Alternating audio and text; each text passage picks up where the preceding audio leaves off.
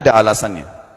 Anda tanamkan baik-baik, ini masalah akidah yang paling penting. Kata Nabi, atau disebutkan dalam banyak riwayat, bahwasanya nabi-nabi pun belum pernah ada nabi yang lihat Allah, termasuk Nabi Muhammad SAW.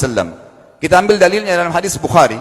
Waktu Nabi SAW pulang dari Isra Mi'raj, jemaah sekalian, Aisyah bertanya radhiyallahu anha, berkata, istri beliau, ya Rasulullah, hal tara rabbak? Apakah anda waktu Mi'raj ke langit, terima perintah salat, sempat lihat Tuhan anda enggak? Lihat enggak Allah itu bagaimana?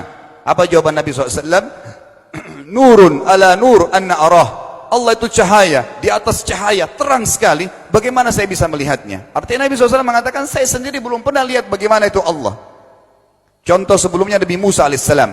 Nabi Musa waktu menerima wahyu Taurat, itu selama 40 hari, turun Taurat lengkap. Al-Quran 23 tahun baru lengkap. Kalau Taurat 40 hari, nunggu di gunung Tursina. Tursina sebuah wilayah di Mesir sekarang. Itu banyak gunung-gunung batu, ada satu gunung batu yang tinggi, Nabi Musa nunggu di situ. Setiap hari Jibril datang turunin surah, turunin ayat gitu. Setelah berlalu 37 hari dari 40 hari menunggu Taurat turun, Nabi Musa alaihissalam tiba-tiba bertanya kepada Allah, mengatakan begini dalam Al-Quran, A'udzu billahi minasyaitonir rajim, Rabbi arini anzur ilaik. Wahai Tuhanku, izinkan aku melihatmu. Aku beriman kau ada ya Allah, tapi aku ingin lihat kau bagaimana. Allah menjawab, tidak mau mengecewakan Nabi Musa, sebagai manusia Allah mengatakan, lan tarani. Perlu anda tahu dalam bahasa Arab jemaah sekalian ada 3 kosakata la, tidak yang berarti tidak. Ada la biasa artinya tidak, ada lam dengan mim, lam artinya tidak pernah, ada lam dengan nun, lan artinya tidak akan pernah. Allah mengatakan apa? Lan tarani, kau tidak akan mampu melihatku hai Musa.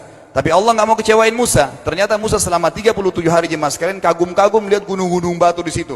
Pergantian siang malam, burung-burung yang terbang, air yang mengalir di lereng-lereng gunung. Lalu dia mengatakan, Allah mengatakan apa? Walakin unzur ilal jabal, fa in istaqarra makanahu fasawfa tarani.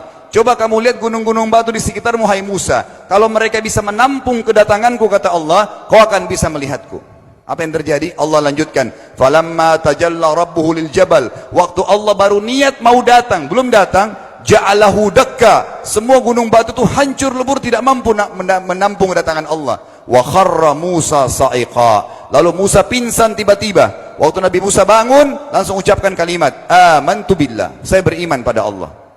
Berarti fakta lapangan, nabi-nabi aja belum pernah lihat Allah. Masih pertanyaan lagi jemaah sekalian, kenapa Allah nggak bisa kelihatan? Saya akan jawab dan tolong ini jadikan sebagai pegangan hidup. Ini landasan akidah kita. Kata para ulama, karena anda kalau sholat, anda mengucapkan satu kalimat yang merupakan jawabannya. Allahu Akbar. Allah Maha Besar.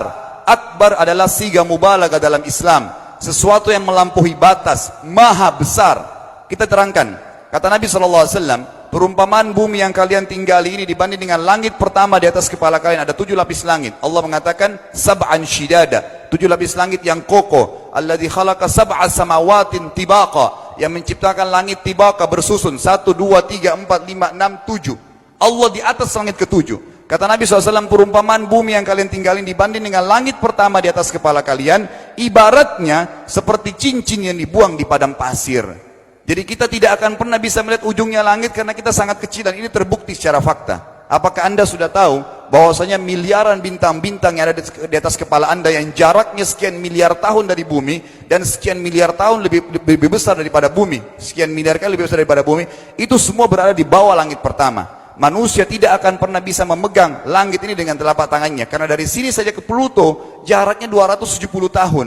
Nggak bakal bisa ada astronot dikirim kena mati di tengah jalan. Jaraknya jauh sekali bintang-bintang, dan semua berada di bawah langit pertama. Kata Nabi SAW, di atasnya ada langit kedua besarnya, digabung antara bumi sama langit pertama seperti cincin dibuang di padang pasir. Langit ketiga, 2, 1 dan bumi digabung tiga-tiganya, di langit ketiga seperti cincin dibuang di padang pasir, sampai langit ke-7. 5, 6, 4, 3, 2, 1 dan bumi 7 digabung, dibanding langit ke-7 seperti cincin dibuang di padang pasir.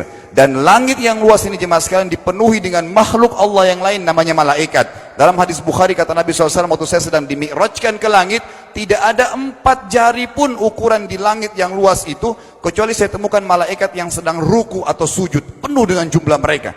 Anda tahu malaikat itu ada namanya nama kelompok, seperti Raqib Atid itu kelompok, di bawah Raqib banyak miliaran malaikat, di bawah Atid miliaran malaikat. Sama dengan Munkar Nakir, ada memang nama kelompok. Makanya kalau manusia 5 miliar, Raqib Atidnya 10 miliar. Raqib Atidnya 10 miliar. Lalu kata Nabi SAW, di atas langit ketujuh ada Sidratil Muntaha. Besarnya digabung antara 7 lapis langit dan bumi. 8 hanya seperti cincin di bawah di padang pasir.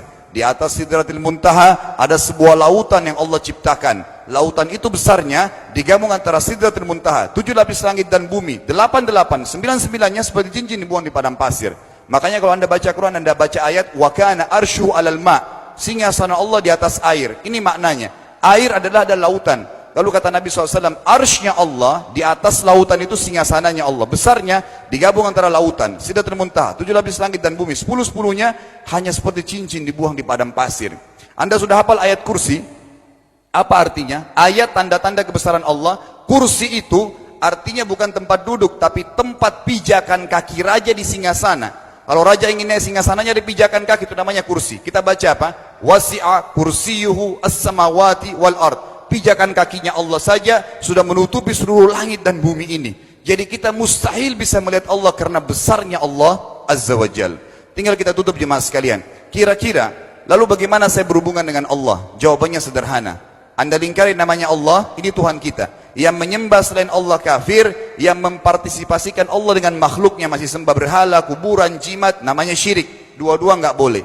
Untuk berhubungan dengan Allah yang tidak kelihatan dengan mata kita ini, tapi kita bisa rasakan keberadaannya, cuman satu cara. Di bawahnya lingkarin ibadah, sholat, puasa, zakat, haji, takziah, ziarah kubur, semua ini adalah rangkaian ibadah untuk berhubungan dengan Allah. Semua ibadah ini jemaah sekalian harus seperti yang Allah mau, bukan yang Anda mau. Ini penting. Karena kalau tidak seperti yang Allah mau, Allah tidak terima. Bagaimana caranya supaya bisa seperti yang Allah mau? Ikuti buku pedomannya. Ada Al-Quran, ada Sunnah.